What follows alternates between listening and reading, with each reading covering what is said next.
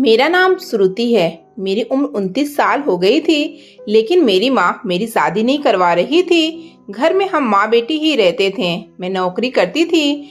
मेरी माँ का कहना था कि अगर तेरी शादी करवा दी तो फिर इस घर में पैसे कहाँ से आएंगे।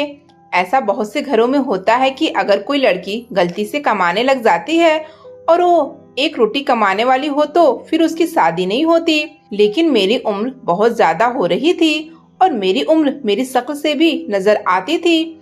फिर मैं उन्हें कहती थी कि मैं शादी के बाद भी आपको पैसे भेजती रहूंगी, लेकिन यह बात माँ नहीं मानती थी। उनका कहना था कि शादी के बाद तू बदल जाएगी और मैं इसी घर में पड़ी मर जाऊंगी और तुझे खबर तक नहीं होगी। वह कहती थी कि तू बड़ी बेशरम है, तू जैसी बेशरम औरत को पति मिल जाएगा तो तू उसके साथ ऐसी घुल मिल जाएगी कि पलटकर माँ की तरफ नहीं देखेगी। पता नहीं उन्होंने मेरे अंदर कौन सी बेशर्मी देखी थी। शादी करना तो हर इंसान का हक होता है। भगवान ने सबको जोड़े में पैदा किया है। कोई जानवर हो या परिंदा हो, सबका जोड़ा बनाया है। इसी तरह इंसान भी जोड़े में ही रह सकता है।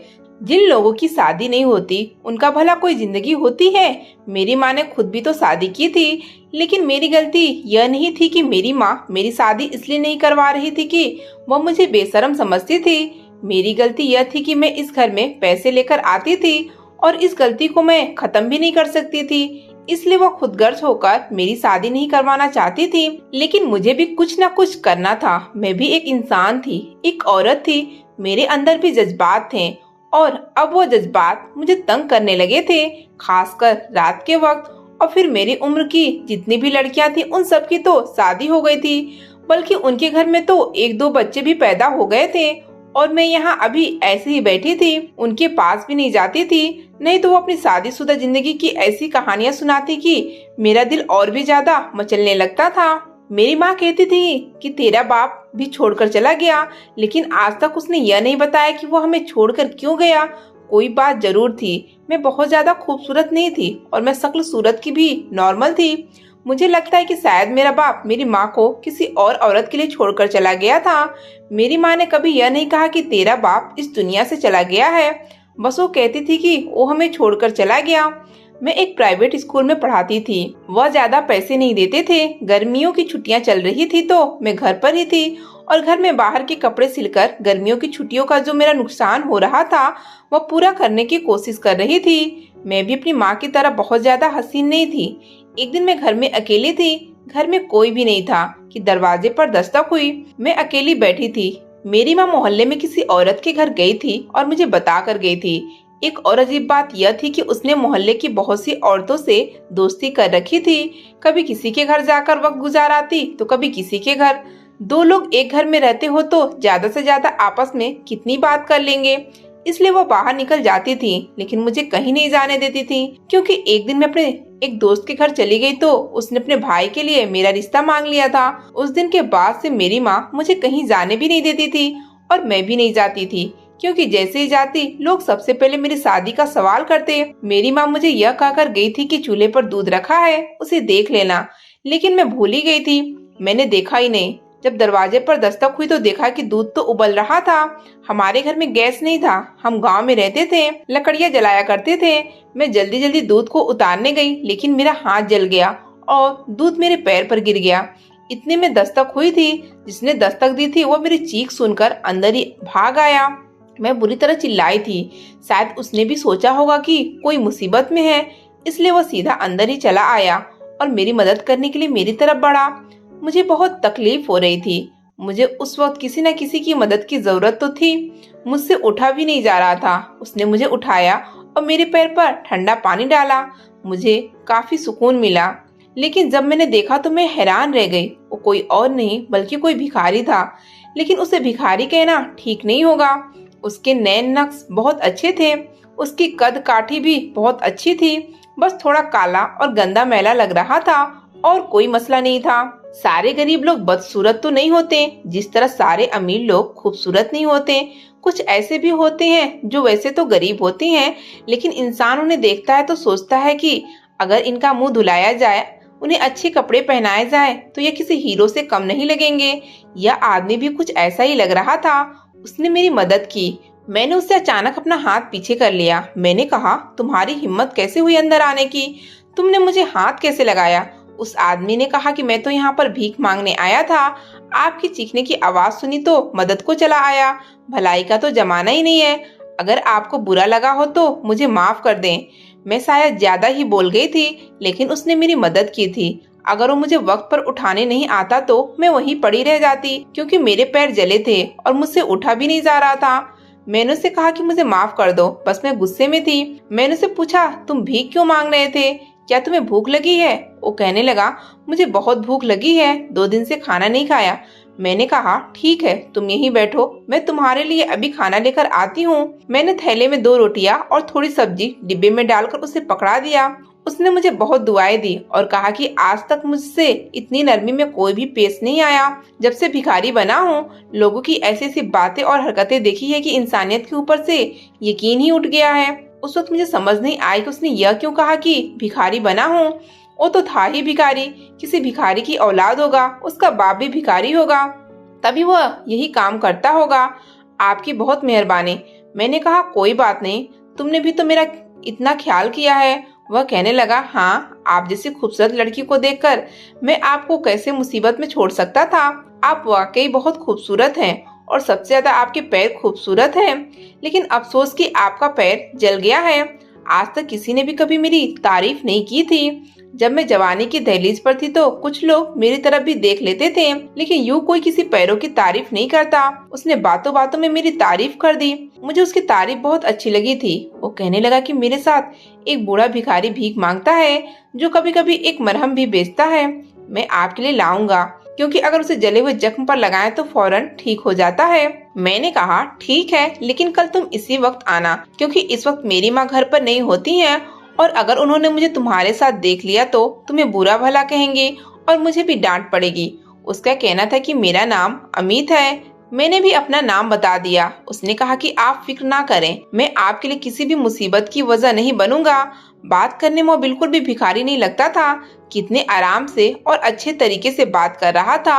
उसके बोलने का अंदाज ऐसा था जैसे कोई खानदानी आदमी होता है। खानदानी नहीं तो कम से कम पढ़ा लिखा तो लग ही रहा था, लेकिन यह कहाँ से पढ़ा लिखा था, बस लगता है इसके बोलने का तरीका ही ऐसा था।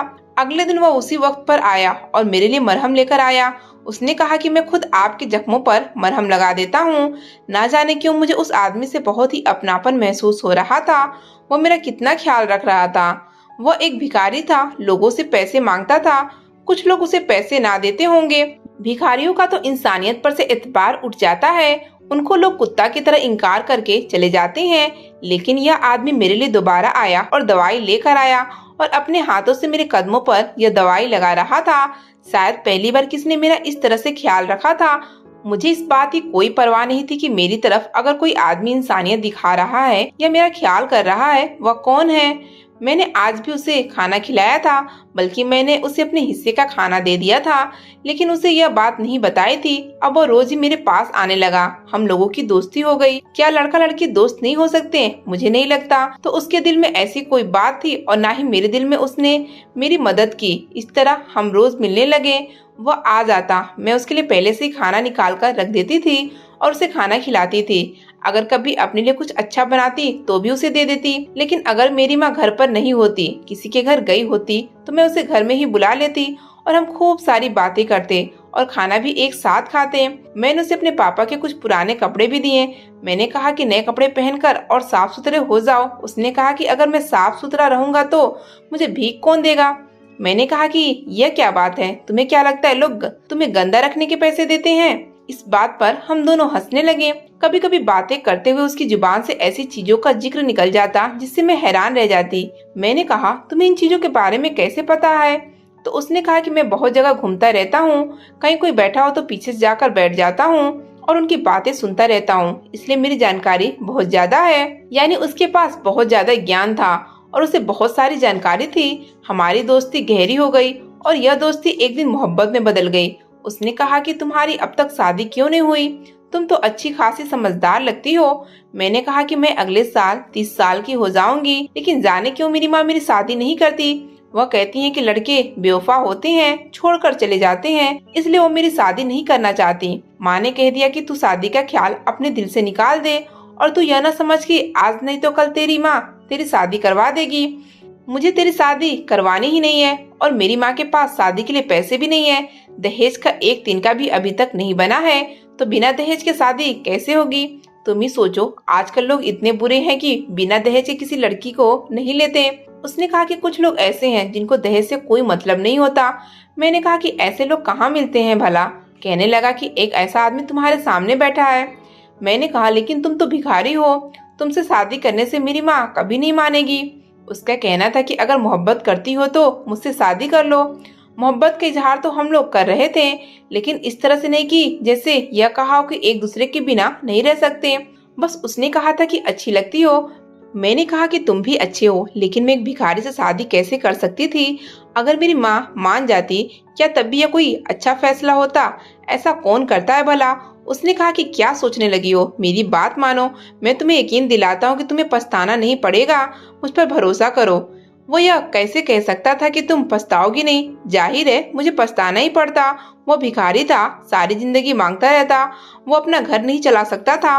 मैंने उसकी बात का कोई जवाब नहीं दिया और वह भी वहां से चला गया। कहने लगा कि तुम्हारी खामोशी को इनकार समझकर यहाँ से जा रहा हूँ, दोबारा कभी नहीं आऊंगा। लेकिन रात को उसके बारे में मैं सोचती रही, उसे याद करती रही। अपनी माँ से पूछा कि तुम मेरी शादी क्यों नहीं करती? तो कहने लगी कि मैंने तेरी शादी नहीं करनी, तू आराम से घर में ही बैठ, अपनी नौकरी पर ध्यान दे। इतनी मेहनत करके खुद को जलील करके तुझे पढ़ाया लिखा, इसलिए नहीं कि कोई और ले जाए। और वैसे भी मर्दों का क्या भरोसा है, ये किसी पर भी मेहरबान नहीं होते। मैंने अपनी माँ से कहा कि क्या दुनिया के सारे मर्द एक जैसे होते हैं? क्या आपका पति भी ऐसा ही था? क्या आप अपने बाप और भाई को भी ऐसा ही कहती हैं कि वह बेवफा हैं और बिल्कुल भी अच्छे नहीं हैं? तो वह कहने लगी, हाँ, सारे मर्द एक जैसे नहीं होते, लेकिन सबकी किस्मत अच्छी नहीं होती। और कहते हैं कि बेटियों की किस्मत उनकी माँ पर ही होती है। तुम्हारी माँ भी तो बदकिस्मत थी ना, तुम भी ऐसी ही हो। इसलिए तुम इस मामले में सोचना बंद कर दो और अपना मुंह बंद कर दो। तुम्हारी शादी कभी नहीं होगी। मैंने अपनी जिंदगी में तुम्हारी शादी नहीं करवानी। अगर तुम्हें शादी करने का इतना शौक है तो दुआ करो कि तुम्हारी माँ मर जाए। मैंने माँ से कहा कि कैसी बात करती हो, मैं ऐसा क्यों चाहूंगी? जब भी मैं माँ से इस तरह की बात करती तो वो मुझे ऐसे ही जवाब देती। मैं सोच रही थी कि मेरी माँ तो मेरी शादी नहीं करवाएगी, मगर मैं यह भी नहीं चाहती थी कि मैं अपनी माँ के मरने के बाद शादी कर लूं। 2 दिन तक अमित नहीं आया तो मैं बहुत परेशान रही। जाने क्यों मुझे उसकी बहुत यादें आ रही थी। वो जैसा भी था, कम से कम अपनी बात का पक्का तो था, मुझसे मोहब्बत करता था। मैं सोचने लगी कि क्या कभी कोई मुझसे मोहब्बत करेगा? क्या कभी कोई अमीर इंसान जो कोई अच्छी नौकरी करता हो और उसका बड़ा घर हो, क्या वो मुझसे मोहब्बत करेगा? भला उस भिखारी के जरिए ही मुझे मोहब्बत मिली है। मुझे तो मोहब्बत ही चाहिए थी ना। बहुत खुशकिस्मत होते हैं वो लोग जिन्हें मोहब्बत मिलती है, और जब मोहब्बत मिल जाती है तो फिर सब कुछ ठीक हो जाता है। मेरी जितनी भी सहेलियों की शादी हुई थी, उन्होंने भी सिर्फ दौलत ही देखी थी, लेकिन उनमें से कोई भी बहुत ज्यादा खुश नहीं था। कोई कहती कि मुझे वक्त नहीं देता, कोई कहती थी कि मेरा एहसास नहीं करता, तो कोई कहती थी कि उसका किसी और के साथ चक्कर चल रहा है। क्या मुझे अमित जैसी मोहब्बत करने वाला इंसान दोबारा मिल सकता है? यहाँ पर कोई और ऑप्शन तो नहीं लग रहे थे। 2 दिन बाद मुझे अमित दूर से नजर आया। वो मेरे घर पर नहीं आ रहा था, बल्कि सड़क पर कहीं अपने काम में लगा था। मैं अपने घर से बाहर भागी और जाकर उसे रोका। वह मुझसे ऐसे पेश आया जैसे मुझे जानता ही ना हो। ऐसा लग रहा था कि वह है ही नहीं। मैं भिखारी हूँ और मोहब्बत की भीख मांगने के लिए खड़ी हूँ, और वह मुझसे कह रहा है कि चलो चलो निकलो यहाँ से, माफ करो, मेरे पास कुछ नहीं है। मैंने उससे कहा कि इस तरह क्यों कर रहे हो? तो कहने लगा कि आपको मुझसे दूर रहना चाहिए, और आप एक पढ़ी लिखी लड़की हैं, आपका मुझसे वैसे भी कोई रिश्ता और मतलब नहीं हो सकता। मैंने कहा कि तुम तो गुस्सा ही हो गए, क्या तुम मुझे सोचने की मोहलत भी नहीं दे सकते थे? उसने मुझे हैरान होकर देखा। मैंने कहा कि मैं तुमसे शादी करने के लिए तैयार हूँ, मैं तुम्हारे साथ शादी करूंगी, पर तुम्हें मुझसे वादा करना होगा कि तुम हमारी मदद करोगे, मुझे बहुत खुश रखोगे, हमेशा मुझसे ही मोहब्बत करोगे, कभी बदलोगे नहीं। उसने कहा कि मैं कभी नहीं बदलूंगा, मैं आपसे वैसे ही मोहब्बत करूंगा, आप मुझे बहुत अच्छी लगती हैं। मैंने अपनी माँ से छुपकर उस भिखारी के साथ शादी कर ली। अब वो भिखारी मेरा पति था। वह रोज हमारे घर मांगने के लिए आता। मैं चुपके चुपके से खाना और जो भी चीज खुद के लिए रखी थी उसे दे देती।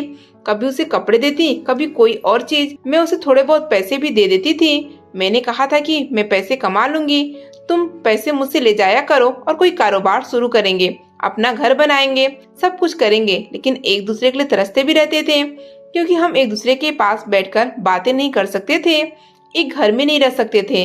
आखिरकार वो मेरा पति था। यूं एक दूसरे को दूर दूर से देखना और एक दूसरे के साथ रहना अजीब लगता है। वो भी तब जब शादी हो चुकी है। जब शादी हो जाती है तो फिर दिल में जज्बात बदल जाते हैं। मेरे साथ भी यही हो रहा था और उसके साथ भी हो रहा था। और एक दिन कुछ ऐसा हुआ कि मैं हैरान परेशान रह गई। एक दिन अमित घर आया। उसने अपने थैले में से मुझे कुछ निकाल कर दिया। उसे देखकर मेरे पैरों तले से जमीन खिसक गई। वो 10,000 रुपए थे। मैंने उसे कहा कि यह पैसे तुम कहाँ से लाए? तो वह कहने लगा कि आपको मुझे पैसे देने की जरूरत नहीं है, बल्कि मैं तुम्हें पैसे दिया करूंगा। अभी मुझसे मत पूछो कहाँ से लाए हो, लेकिन मैं रोज इसी तरह पैसे लाया करूंगा। तुम इन पैसों को संभाल कर रखना और अपना दहेज बनाना, क्योंकि वह दहेज कल को हमारे ही काम आएगा। जो भी चीज तुम्हें बनवानी है तुम बनवाओ। फर्नीचर, बेड, किचन का सामान सब कुछ बनाकर पहले ही रखो, और अगर पैसे बच जाएं तो उन्हें अपने पास संभाल कर रखना। मैंने उसे कहा कि तुम कोई गलत काम तो नहीं कर रहे? तो कहने लगा कि मैं भिखारी हूँ, इससे बुरा और क्या काम होगा। फिक्र मत करो, कोई गलत काम नहीं कर रहा। वो रोज मेरे लिए ढेर सारे पैसे लाया करता था और मुझसे बहुत मोहब्बत करता था। एक दिन माँ ने उसे देख लिया और कहा कि तुम्हें और कोई काम नहीं है, रोज इसी घर में भीख मांगने आ जाते हो। तुम्हें क्या किसी ने यह कहा है कि हम बहुत अमीर हैं, हमारे पास खुद कुछ नहीं है? जाओ, माफ करो। उन दिनों मेरी मम्मी की सहेली भी हमारे घर रह रही थी और मैं उन लोगों के सामने कुछ नहीं बोल सकती थी। अमित भी वहाँ से चुपचाप चला गया, लेकिन मुझे बहुत बुरा लगा। मैं उन लोगों को कैसे बताती कि जिसे वो भिखारी समझ रहे हैं वो मेरा पति है, इस घर का दामाद है। मेरा पति वहाँ से चला गया था कि मम्मी की सहेली ने एक ऐसी बात कर दी जिसे सुनकर मेरे पैरों तले से जमीन निकल गई।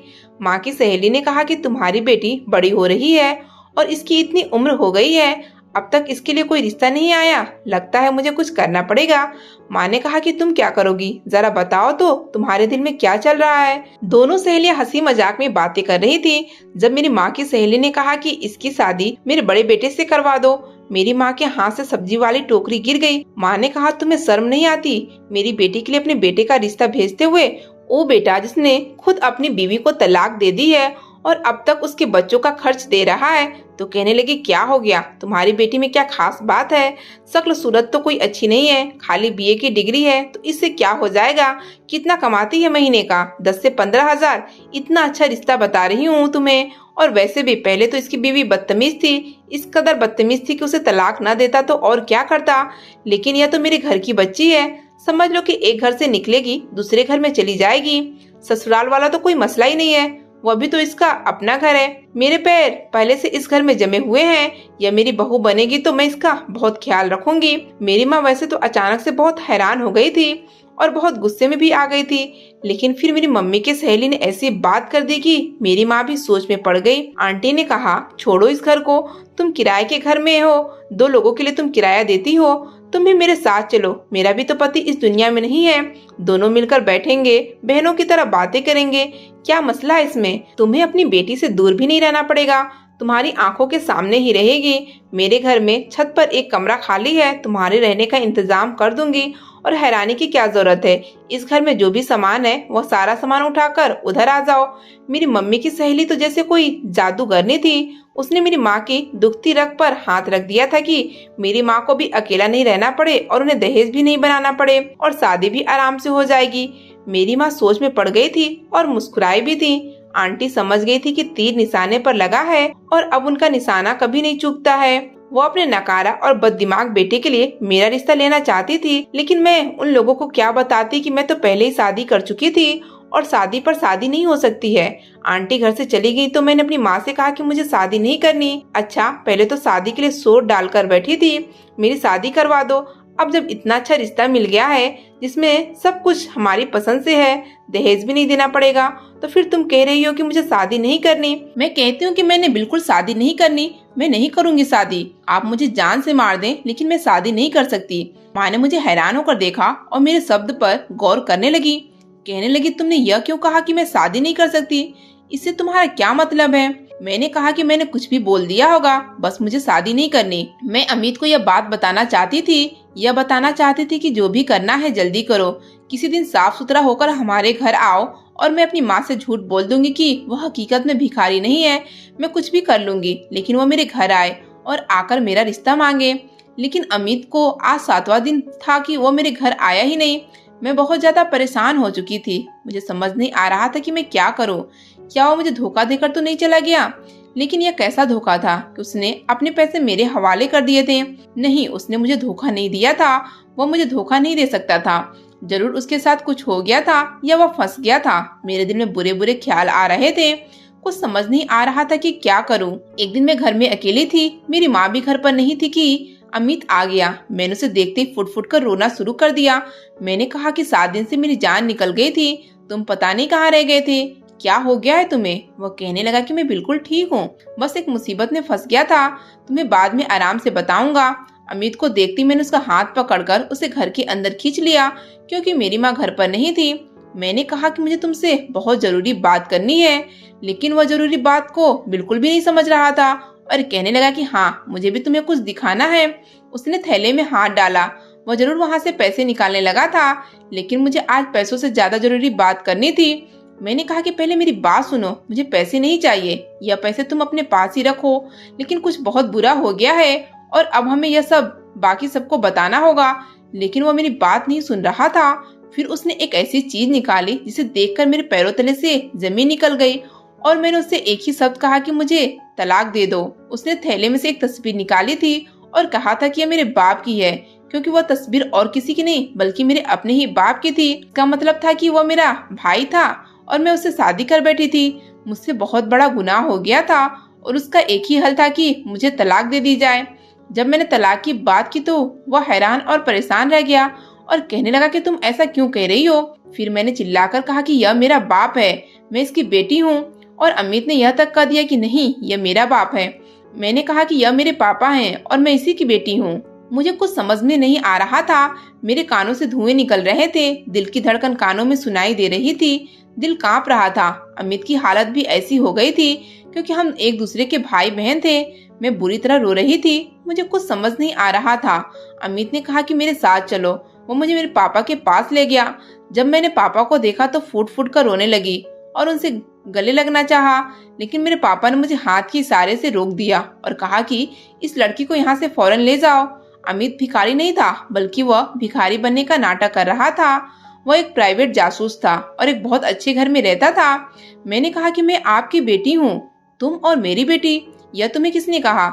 यह मेरी बेटी बिल्कुल भी नहीं है। मैंने कहा कि मैं आपकी ही बेटी हूँ। आपने मुझे और अपनी बीवी को छोड़ दिया था और यहाँ बड़े घर में रहते हैं और हम एक गंदे से घर में मुश्किल से अपनी 2 वक्त की रोटी पूरी कर रहे हैं। आपको हमारा कोई एहसास नहीं है? फिर मेरे पापा ने मुझे एक ऐसी बात बताई कि मेरे पैरों तले से जमीन निकल गई और मेरे सर से आसमान भी उठ गया। मेरे पापा ने कहा कि तुम्हारी माँ मेरी मंगेतर थी। हम लोग एक दूसरे से मोहब्बत करते थे, लेकिन शादी से पहले मुझे यह पता चला कि वो किसी और से शादी कर चुकी है और उसकी गोद में किसी और का बच्चा है। उसने किसी और से चक्कर चला रखा था और मुझे धोखा दिया था। इसलिए मैंने कभी भी उससे शादी नहीं की थी, बल्कि उसे कह दिया था कि वो अपने रास्ते चली जाए और मैं अपने रास्ते चला गया। मैंने उसकी तरफ कभी भी नहीं देखा। तुम उसकी बेटी जरूर हो, लेकिन मैं तुम्हारा बाप नहीं हूँ। मैं उस गांव को छोड़कर शहर में आ गया और यहाँ शादी कर ली। यह मेरा बेटा है, इसका नाम अमित है। यह एक जासूस है, इसलिए यहाँ भिखारी बनकर अपना काम अंजाम दे रहा है। उसने मुझे कहा कि इसे किसी लड़की से मोहब्बत हो गई है और उसने उससे शादी कर ली है। अगर वो लड़की तुम हो तो मैं तुम्हें कभी भी बहू कबूल नहीं करूंगा, क्योंकि जैसी माँ वैसी बेटी, तुम भी वैसा ही करोगी। मैं तो अब भी सदमे से गुजर रही थी कि मेरा पति बोला कि ऐसा कुछ नहीं है, मैं इस लड़की से मोहब्बत करता हूँ। मेरे पापा ने कहा जो लड़की एक भिखारी से शादी कर सकती है और क्या नहीं कर सकती। घर आए भिखारी से उसने शादी कर ली तो कल को क्या करेगी। मेरे पति ने कहा कि आप इस मामले को दूसरी तरफ से देख रहे हैं। मैं दूसरी तरफ से कह रहा हूँ कि इस लड़की ने एक भिखारी से शादी कर ली। इसका मतलब है कि इसे दौलत और शोहरत से कोई मतलब नहीं है। इसे मोहब्बत थी मुझसे। अगर आप इसे बहू कबूल नहीं करेंगे तो मैं घर छोड़कर चला जाऊंगा। बाप बेटे में लड़ाई शुरू हो गई, जबकि मैं अपने ही दुख में बैठी थी। मैं वापस घर आई। मुझे अमित ने कहा था कि मैं रिश्ता लेकर आऊंगा और तुम्हें तरीके से विदाई करके ले जाएंगे। मैंने अपनी माँ को सब कुछ बता दिया तो मेरी माँ ने मेरे मुंह पर थप्पड़ मारा और कहा कि तुझे शर्म नहीं आती मेरी पीठ पीछे ये सब करते हुए। मैंने अपनी माँ को हकीकत बताई कि आपने भी तो यही सब किया था। मेरी माँ ने सिर झुका लिया। मैंने कहा कि आप सारी जिंदगी मुझसे झूठ बोलती रही कि तेरा बाप हमें छोड़कर चला गया। अब आप मुझे यह बता दें कि मेरा असली बाप कौन है। मेरी माँ ने कहा कि वह इस दुनिया में नहीं है। मैंने कहा कि मैंने आपकी तरह कोई गलत काम नहीं किया, शादी की है, और वह भी उस आदमी से जिससे मैं मोहब्बत करती हूँ। अब आपको मुझे विदा करना ही होगा। मेरी माँ चुप हो गई। वो कुछ नहीं कर सकती थी, लेकिन मैं अपनी माँ को छोड़कर भी नहीं जा सकती थी और इस घर में भी नहीं रह सकती थी जहाँ उनका बुरा आशिक रहता है। समझ नहीं आता कि क्या करूँ। यहाँ पर अमित ने मेरी बहुत बड़ी मुश्किल दूर कर दी। उसने कहा कि हम अलग रहेंगे क्योंकि मेरे 2 भाई और भी हैं। मैं नहीं चाहता कि तुम्हारी जिंदगी ताने सुनते गुजरे। तुम्हारी माँ हमारे साथ रह सकती हैं। अमित ने मुझे और मेरी माँ को एक अलग घर में रखा और हम लोग यहाँ खुशी खुशी रहते हैं। अमित आज भी मुझ पर इस बात के लिए नाज करता है कि तुमने बिना कुछ देखे मुझसे शादी कर ली। तुम मुझसे मोहब्बत करती हो और यही मेरा गुरूर है। दोस्तों, वीडियो कैसी लगी कमेंट करके जरूर बताएं। वीडियो को लाइक करें और चैनल को सब्सक्राइब जरूर करें।